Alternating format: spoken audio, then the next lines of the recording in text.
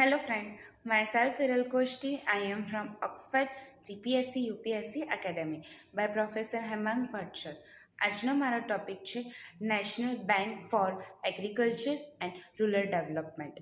આ બેંકની શરૂઆત કૃષિ તથા ક્ષેત્રીય અને ગ્રામીણના વિકાસ અર્થે શરૂ કરવામાં આવી હતી.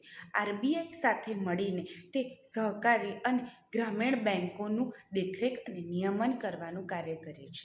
શિવરામન સમિતિની ભલામણ હેઠળ 12 જુલાઈ 1982ના રોજ આ બેંકની શરૂઆત કરવામાં આવી હતી. આ બેંકનું વડું મથક એ મુંબઈમાં આવેલું જોવા મળે છે. આ ઉપરાંત નાબાર્ડ એ ઘણી બધી જગ્યાએ કાર્યરત થતું જોવા મળે છે. સહકારી બેન્કો તથા મધ્યવર્તી બેન્કોના ક્રેડિટ એરેન્જમેન્ટનું પણ મોનિટરિંગ કરતું જોવા મળે છે. સહકારી બેંક તથા ગ્રામીણ કૃષિ અને ગ્રામીણ બેન્કોનું દેખરેખ અને નિયમન કરે છે અથવા પોર્ટફોલિયો દ્વારા તેનું નિયંત્રણ પણ કરી શકે છે. આ ઉપરાંત સહકારી બેંક અને ક્ષેત્રીય બેંકનું પણ દેખરેખ અને નિયમન કરે છે. આરબીઆઈની નાણાં નીતિ. આરબીઆઈની નાણાં નીતિમાં ઘણા બધા પાર્ટ જોવા મળે છે. પહેલો પાર્ટ છે SLR સ્ટેશનરી લિક્વિડ રેટ. આમાં વાણિજ્ય બેન્કો પોતાનો અમુક રાશિ, સુવર્ણ અથવા તો માન્યતા પ્રાપ્ત કરેલી રોકડ રકમને અલગ રાખવામાં આવે છે અને તેને અનામત રાખવામાં આવે છે. શરૂઆતમાં SLRની ટકાવારી 25% હતી, પરંતુ તેને વધારી અને 40% કરવામાં આવી છે. તેનો ઉપયોગ આપત્તિ સમય અથવા તો આપત્તિ કાળે કરવામાં આવે છે.